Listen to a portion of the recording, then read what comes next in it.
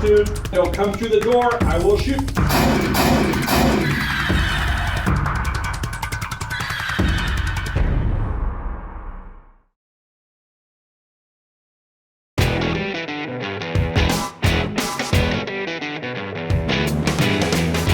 Hi, I'm Joel Persinger. I'm the Gun Guy. Thank you very much for all of your support of GunGuyTV.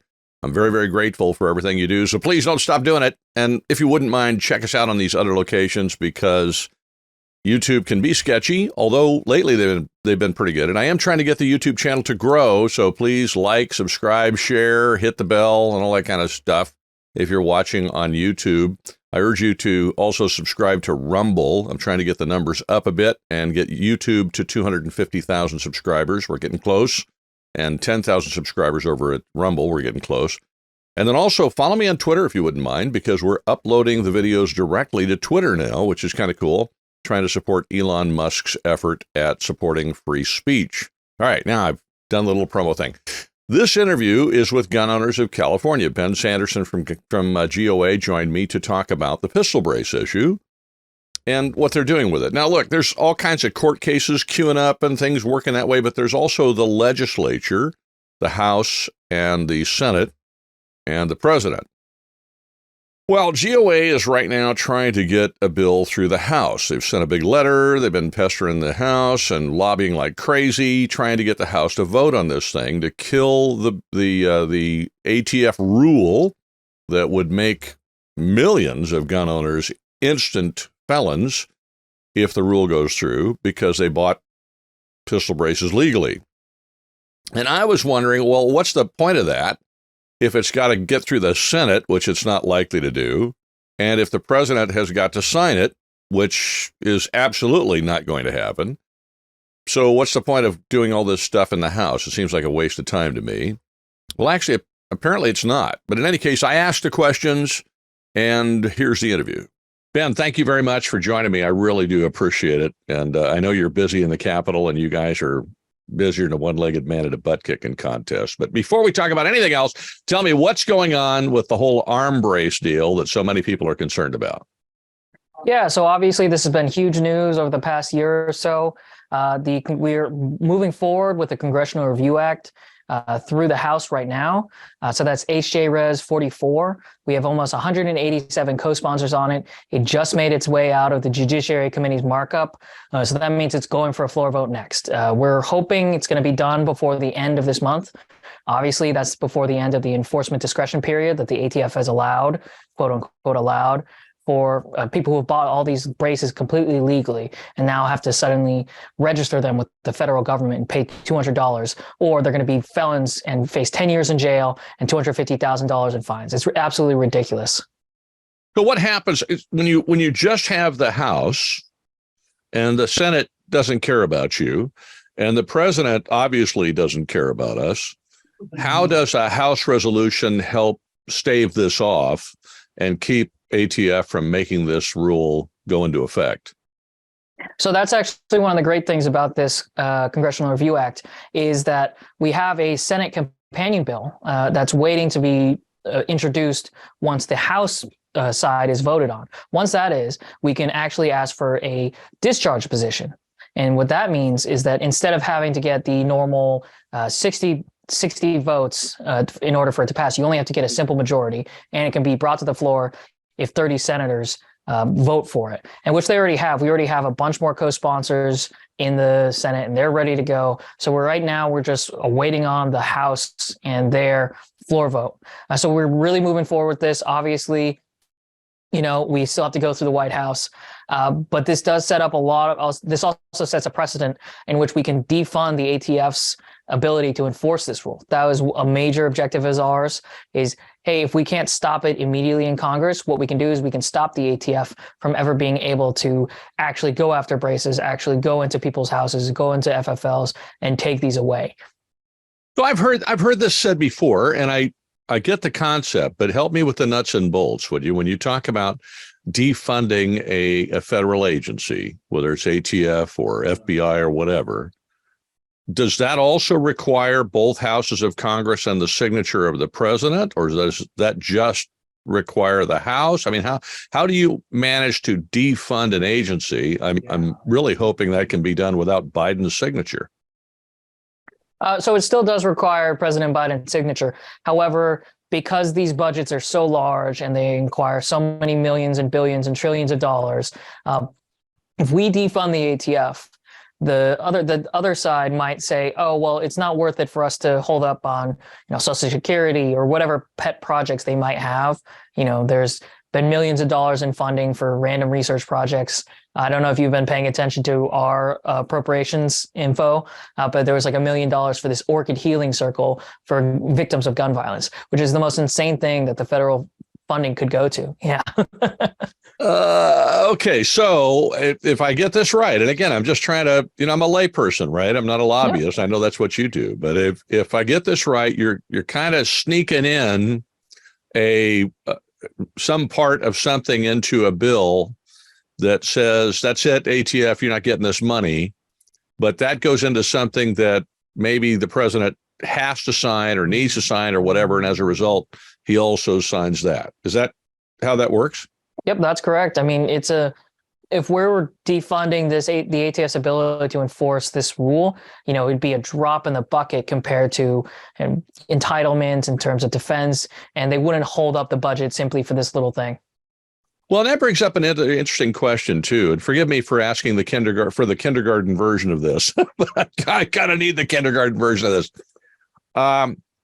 When an agency is promised money, for example, IRS being promised money to hire 80,000 armed IRS agents, does the agency get all that money at once? Or is that money that's allocated to them over a period of time and Congress has to approve their receiving that money every year? I mean, how does that work?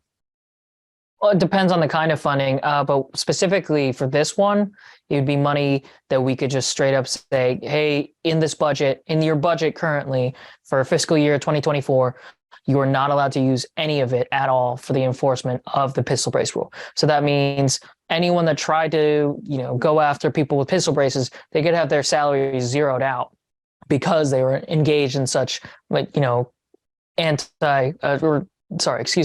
were engaged in such behavior against the law that was passed. So it's not necessarily taking the money away from them as much as it's limiting what they can allocate those funds toward, what effort they can use. Am I getting Correct, that right? Yeah. That's an interesting battle that you're waging. Good grief. And do you feel like this is going to be a successful effort to stop them from doing this? 100%. I mean, in Congress, everyone has this idea that Congress and their members of Congress don't actually pay attention to these gun issues, but they do. And it's not as flashy as maybe a legal victory or a new law passing. But if we can stem that tide from happening, if we can prevent it in this bureaucratic way, it's still a victory in our books. Well, and from the average gun owner, I am the average gun owner, so that you know. I'm just a guy with a small business. I got a house and kids and like that. So I'm an average gun owner. From the average gun owner's perspective, what I see is you can get a law passed. You can make a law go away by having Congress say, no, we're going to pass a bill and it's going to get signed by the president, makes that law null and void. Or you can go to court and you can get the court to toss it. But, I've been talking to Sam Perez a lot about the stuff they do in California and what you guys are doing. It sounds like that there's a lot of sort of rules and nuts and bolts and for lack of a better term, sort of sneaky, use the rules of the game against the other side kind of stuff that actually goes on. It's not as simple and as cut and dried and as we think it is as average citizens. Is that actually the case, that what you're doing is just kind of using the rules against them? I mean, yeah, a lot of ways we use the rules of what Congress has established. We use old procedures. It's like you said, it's the nuts and bolts. It's really boring. It's not as, glorious as getting a single victory out there or just like scoring a goal or something. But it still does matter. If I had to give it in a sports analogy for soccer, you're passing the ball up to get to the goal rather than kicking it all the way from midfield and scoring a goal. One of those is going to be super exciting. The other one is just routine. But it still does, it ends in the same thing. You both score a goal. If that makes any sense, Joel. It actually makes a lot of sense. I'm one of the quotes I love from Sun Tzu's Art of War is that strategy without tactics is the slowest path to victory, but tactics without strategy is just a noise before defeat. And it sounds to me like there's a lot of strategy involved in the rules and the process, that tweaking that process and using that process, like sneaking something into a bill. We get defeated by that so often, that you guys understand this well enough that you can use it to our benefit rather than our detriment.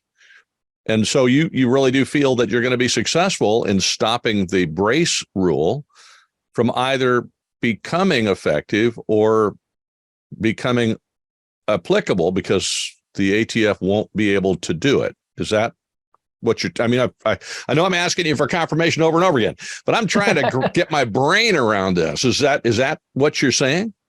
Yeah, we're super hopeful that we'll be able to do it in Congress. However, we also do have a lawsuit that's currently, we're waiting on whether or not we get a preliminary injunction on that. That's down in the Fifth Circuit in Texas.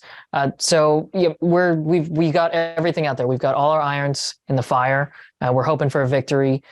Obviously, we're hoping before May 31st. However, we can't only do one thing. You have to do everything and anything.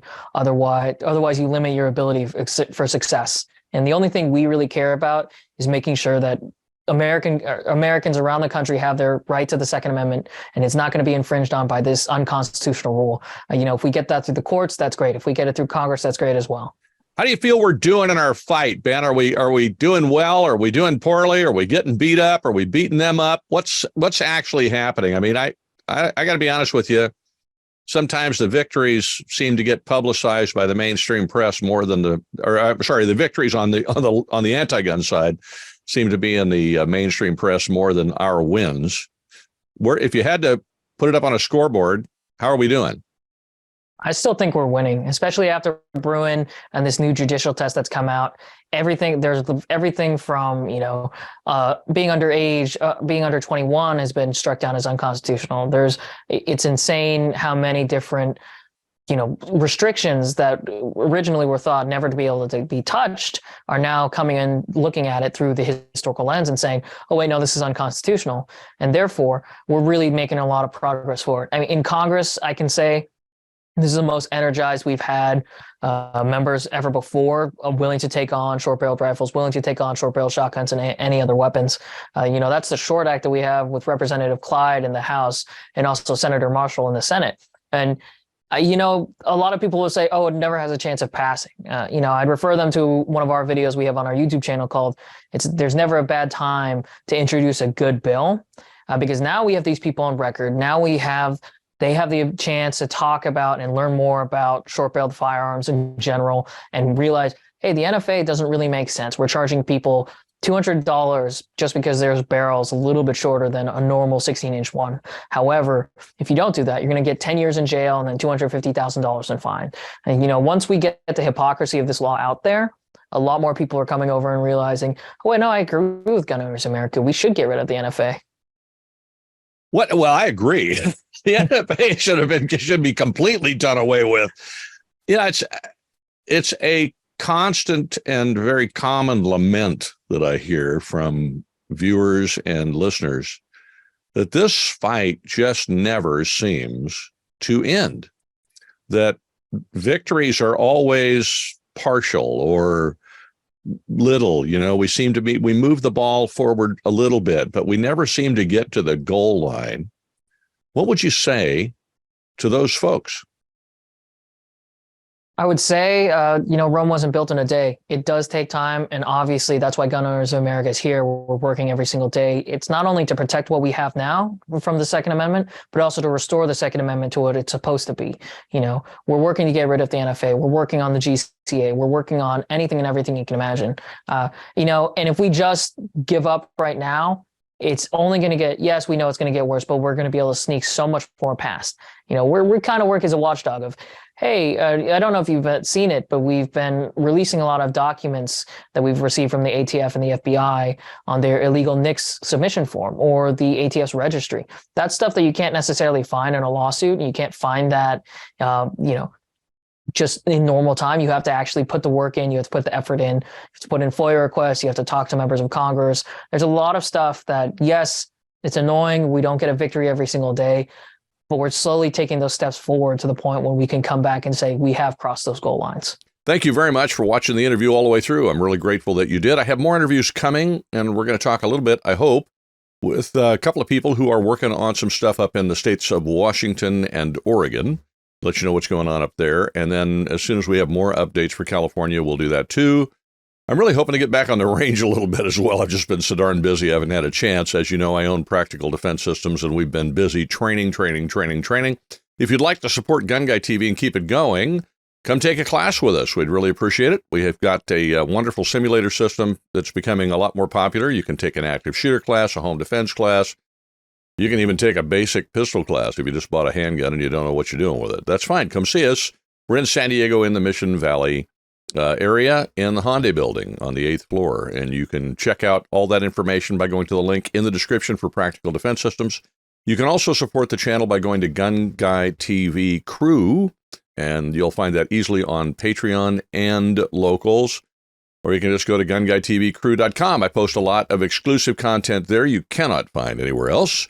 And you get to support the channel and help me keep this effort going, because I don't make a living doing this. It's all a volunteer thing as far as I'm concerned. Have a great week. Thank you very much. Look for the next interview or the next video right here on GunGuy TV. It'll be coming up soon. And in the meantime, wherever you go, whatever you do, stay safe.